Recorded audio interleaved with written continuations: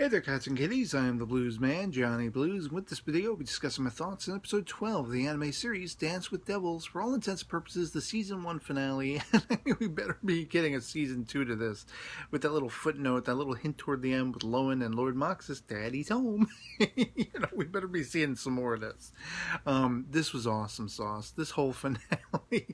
Lindo was throwing down, and I thought, like, several times, several beats, like one after the other, we were going to be seeing the end of Lindo. Thankfully, that wasn't the case. Thankfully, none of these, like, sort of hero guys, the devils themselves, all of them survived this, and not to be outdone, Ritsuka just came to the fore with her strength and courage once again. I mean, at one point she grabs the candle and smacks Nesta upside the head, and I was laughing my ass off. Of course, Jack is getting manhandly with her once again. Lindo totally wipes the floor with this scumbag, and I was just loving it. And then there's that false sense of like, oh, the day is done, because you have Lindo getting right up close and personal with Nesta and even ripping through his chest. He's like trying to put that spell on him. And you could tell, the eyes shifted at first, like he was falling under the command of Nesta. But then you saw the eyes like refracted back, or whatever you want to call it, to see that, when he starts bringing up the grimoire and, Lindo knows what the grimoire is. He associates it immediately with Ritsuka. As soon as he mentioned that, forget it. The spell was broken. Lindo went along with it to get up nice, close, and personal. I was like, wow, that's actually kind of cool. If that's really... No, it's not. It's not all said and done, is it? And of course, no. Nesta comes back because he has that ability as a vampire progenitor. I thought this was a really neat little twist. He can hide his heart elsewhere, and they don't know where the hell it is. So even though it seems like the day is won and the cavalry has arrived to try to save Ritsuka, not to be outdone, Ritsuka becomes their savior in just the most awesome way possible by emanating that grimoire power to their advantage. And I love how she trips into that weird sort of vision, dreamlike world where it's just clouds and water, and she sees the singular black rose or black flower, whatever it is, which represents Nesta's heart. And that, it was captivating to me. I was like, whoa, what is going on? And then that dagger, calling back to Asuna, we didn't get Asuna back, I kind of, was speculating might be possible, but I felt this was much more meaningful, because that was somebody very close to Ritsuka's heart. Even, just dealing with the whole idea of she was kind of lying to her and everything to protect her. Ritsuka understood all of that. And she's been a trooper. She has been a trooper throughout the course of this. How many of us in the real world, if we were suddenly, finding devils and vampires and all this stuff around us, and we found out it all hinged on something inside us we couldn't control, how many of us would take it like this, with this much strength and this much courage, and just trying to get through it? The one thing I have to gripe about is Ritsuka's own sort of idea that, she's only been going along with this. She's been, sort of led and manipulated by the grimoire, and now she's taking command. I think she took command as soon as she decided to go to Nesta's lair, like an episode or two back now, whatever it was. As soon as she made the decision to deal with any of this, even before that, she made that conscious decision to try to make the best of this scenario and try to just find her way through it. That's more strength and courage than I think she even knew she had, within herself. But to finally have that turning point where she's like, now I'm going to use this.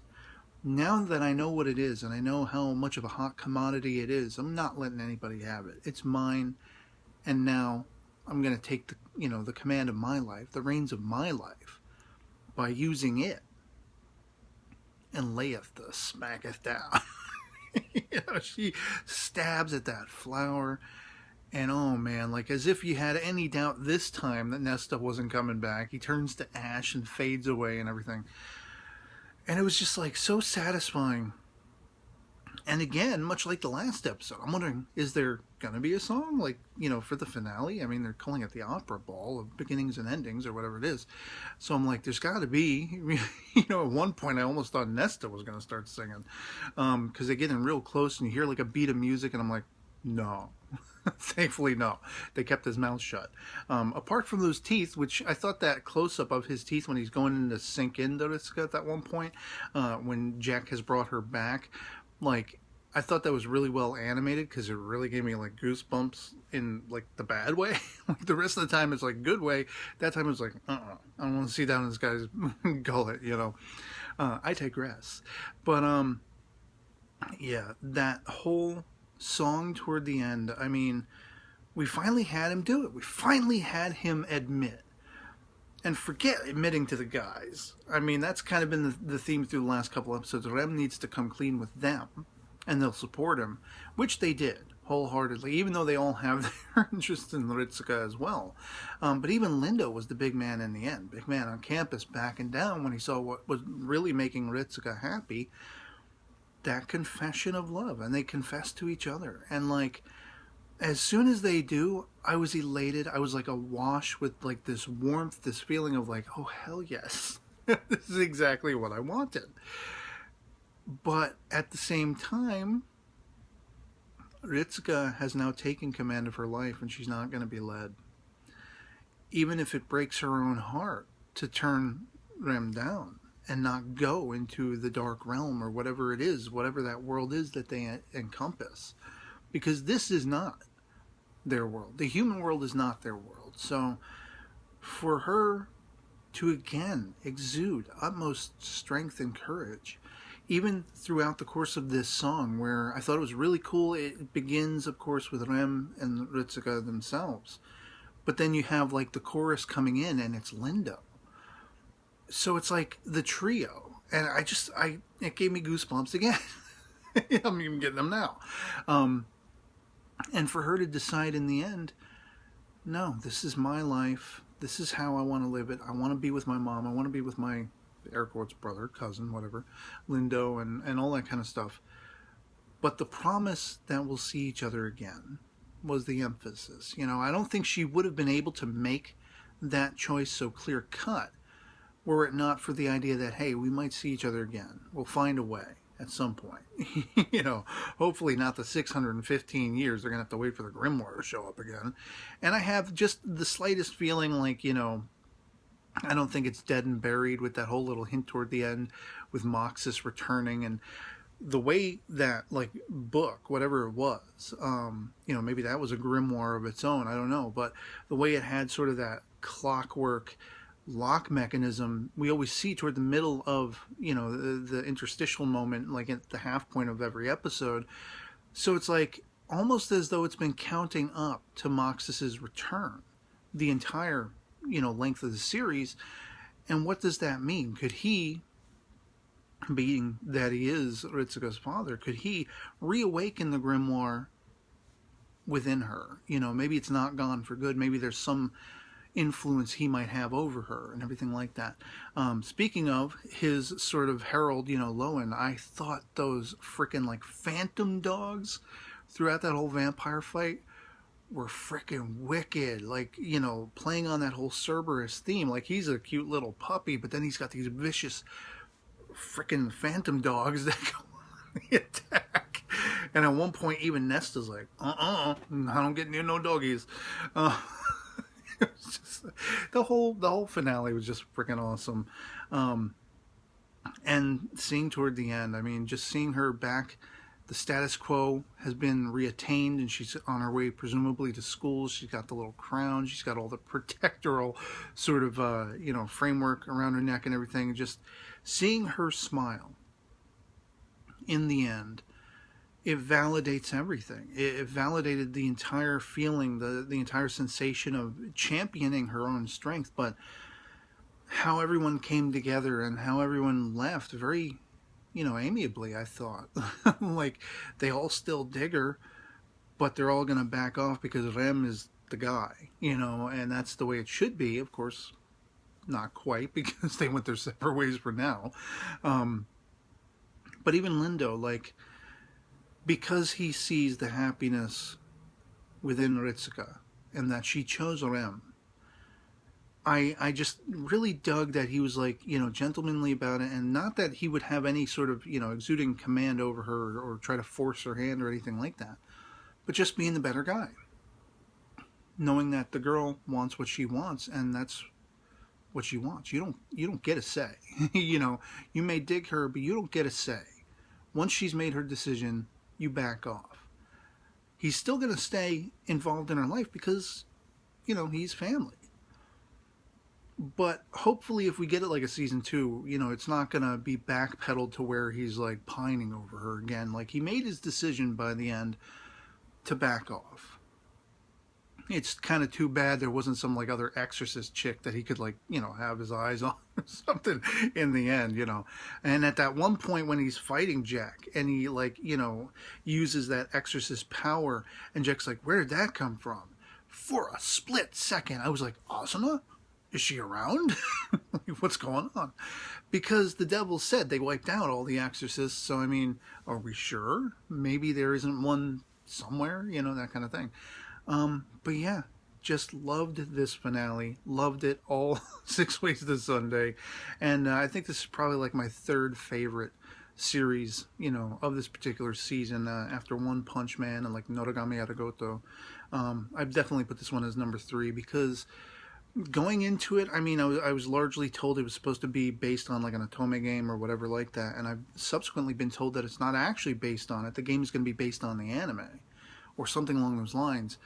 In any case, the story, the production, the unfolding story of the anime is its own thing, and it was spectacularly paced. It was so satisfying every step of the way. I mean, the twists and turns, you really felt the momentum of the story. You really felt all of the hardships. You felt all of the like tense moments and the like curious, befuddling moments. It had everything. Action, suspense, that, going back to the very beginning, the thing that really attracted me when it was just sort of passively recommended, that, one of my followers, one of my, frequent commenters said, this is one of the shows I'm going to be checking out. And I hadn't even known about it. Like, I just went and I looked at the PV and I was drawn in by that gothic horror equivalent. Going back to the very first episode, that's why I said this gothic horror sort of sense. And it also had a soap opera-y kind of flavor, like Dark Shadows, something that very closely related to my mother's interests at my age and everything, with vampires and that gothic horror theme. But then you also add in the musical flavor, which, I love musicals like Grease and Singing in the Rain and those kinds of things. And so, I mean, it just had everything. And that final song, I absolutely loved that final song for, if nothing else, hearing the voice actress, the voices of Ritsuka, finally having a song almost completely to her own. I mean, Rem and Lindo are part of it. But for a while there, it's just her. And hearing her singing, like, I have no idea what she's saying other than what the subtitles are telling me, but I almost like blanked and like closed my eyes and I was just taking in her voice, and it was magical. That's what this series has been. It's been magical. It's been a complete unexpected surprise in how like a well-oiled machine, well-paced this was, and how captivating the story was, and not being sure. I mean, there was a lot of early going, speculation that was lining up to be the case, but they were hints that were being dropped, and if you were perceptive enough, you were getting them. And then when they stopped dropping hints here and there, they could like swing you left and right, and you'd be at the beckoning of the show. You wouldn't know what the hell was going to happen next in these last few episodes. And that made it that much more exciting and that much more palpable. And so, yeah, I couldn't fanboy enough about this series. I hope we hear a confirmation of a season 2 at some point in the near future. And I'd love to hear from you guys in the comments below what you thought about the series on whole, but more specifically this finale, if you were as satisfied as I was by it, if you were as thrilled and rocked as I was by it, or if it fell flat for you in any way, shape, or form. Our POVs can disagree. Just love having that conversation. So otherwise, that'll be pretty much it for me on this, and I'll catch you all later. Peace.